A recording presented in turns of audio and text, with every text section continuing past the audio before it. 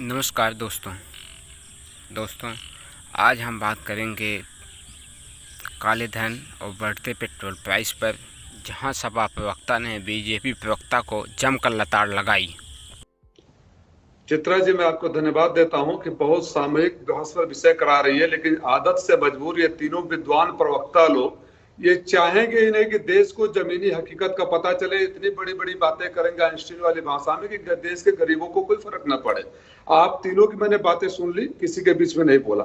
हर बात पर आप लोग डिस्प्यूट कर रहे हैं किसने क्या कहा था, तो मैं अपनी बात की शुरुआत इसी से करना चाहता हूँ। अगर ये बात याद आ जाए, जिस प्रकार से पेट्रोल के दाम बढ़ा दिए,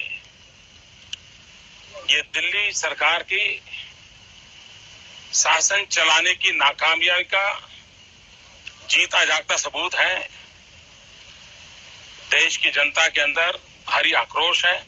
ठीक है सर। और इसके कारण ठीक है, मैं ज्यादा नहीं सुनाऊंगा। मैं ये कहना चाहता हूँ चित्रा जी, टाइम खराब नहीं करूंगा, कि आज जो जफर इस्लाम साहब बड़े बड़े अर्थमेटिक्स और बड़े बड़े इंटरनेशनल कंपल्सन समझा रहे थे, मैं इनसे दो तीन बातें बेसिक्स में पूछना चाहता हूं कि जब इंटरनेशनल मार्केट में पेट्रोल और डीजल की प्राइस क्रैश कर गए थे, तो क्या चित्रा त्रिपाठी जी को सस्ते पेट्रोल या फ्री का पेट्रोल मिला था? क्या मुझे तो नहीं मिला था।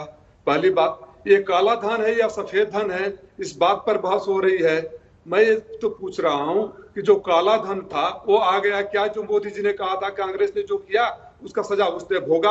आप तो बड़ी बड़ी बातें करके आए हैं। आप तो जितना पैसा विदेशों में है वो काला धन के हिसाब से 15 लाख तो 30 लाख हो गए होंगे, तो कब 30 लाख रुपए मिल जाएंगे?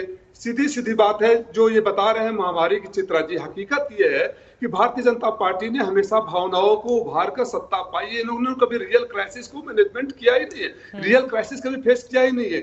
मैं एक उदाहरण दे रहा हूँ। 2014 में हंगर इंडेक्स, किसी देश की हालात को पता चलता है हंगर इंडेक्स से। 2014 में हंगर इंडेक्स में भारत का जगह 54वां 97वें नंबर पर था। आज इनके राज में 2020 तक आते आते 102 नंबर पर पहुंच गए। ह्यूमन डेवलपमेंट इंडेक्स पर नीचे चले गए। करप्शन में हम सबसे नीचे चले गए। हमारे जीडीपी के बराबर हमारा विदेशी कर्ज तो गुना हो गया। आपको जानकर आश्चर्य होगा कि लगभग 2.7 ट्रिलियन डॉलर जितना जीडीपी हमारा, उतना ही हमारे विदेश पर कर्जा है। लेकिन अभी इतनी बड़ी बड़ी बातें करेंगे, जवाब दे देंगे। जो पॉइंटेड ये बड़ी बड़ी बातें आप लोग कहते हैं, लेकिन मेन मुद्दे पर जवाब नहीं देते हैं। अब आगे देखिए कैसे बीजेपी प्रवक्ता असाधारण समय और विभिन्न प्रकार की बातों की आड़ ले। इनका असाधारण समय 2014 देखिए चित्रा जी, पहले तो ये समझना पड़ेगा कि हम असाधारण समय में हैं। ये जो भी बात कर रहे हैं वो ऐसे समय की बात कर रहे हैं जो 2014 से बात कर रहा हूँ। 2014 एक मिनट सुन लीजिए, मैं आपको बीच में नहीं टोक रहा हूँ। आपकी सारी बातें सुनी है, प्रोफेसर गौरव वल्लभ की बात सुनी, और अब मैं जवाब देना चाहता हूँ। सबसे पहले तो ये चाहता है, जब आप कंपेयर करते हैं तो आप बांग्लादेश से कंपेयर मत कीजिए, पाकिस्तान से और श्रीलंका से मत कंपेयर कीजिए। मैं आपको चैलेंज करता हूं कि आप जो वेस्टर्न वर्ल्ड से कीजिए, जिसके बारे में आप कह रहे थे, अमेरिका, फ्रांस, इटली, स्विट्जरलैंड और स्वीडन के बारे में बात कर रहे थे, तो आप वहां पर जो पेट्रोल की कीमत है वो आज आप देख लीजिए, और यहाँ की जो पेट्रोल की कीमत वो भी देख लीजिए। जब आप 2014 के बाद जो आपको बताया हमने बार बार कि अगर आपको देश में, आप गरीबों की तो चिंता करते नहीं थे, ये सरकार गरीबों की चिंता करती है।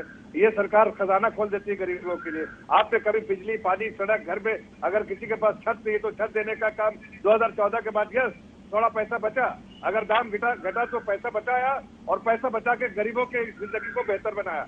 जिनके पास छत नहीं था, प्रधानमंत्री आवास योजना के अंतर्गत हमने छत दिए। जिनके घर पे बिजली नहीं थी, बिजली दिया। जिनके घर पे पानी नहीं आता था, पानी पहुंचाने का काम किया। जब सड़कें नहीं थी, सड़क बनवाने का काम किया। तो एक आम नागरिक की जिंदगी को बेहतर बनाने का काम किया, उस वक्त पैसा बचाया। लेकिन आपको ये बता दो, जो काले धन की बात कर रहे हैं, ये किसने कहा आपको काला धन? इसलिए कि जब तक हमारे पास एग्रीमेंट नहीं था, 2016 में संशोधन करके हमने ऑन रियल टाइम बेसिस, अगर कोई गलत तरीके से पैसा जाएगा तो उसकी जो है सूचना जो वहां की सरकार यहाँ को देगी। इसलिए आप जो कह रहे हैं, पहले जाके देख लीजिए कि डबल टैक्सेशन ट्रीटी के अंतर्गत जो संशोधन किया गया है 2016 में, उस पर जितने भी ट्रांजैक्शन होंगे, अगर उसके सोर्स जो है वो अगर उसमें कहीं नहीं कहीं खोट है, तो वहां की स्विट्जरलैंड की सरकार इस सरकार को आगाह करेगी। ये आपको पता होना चाहिए।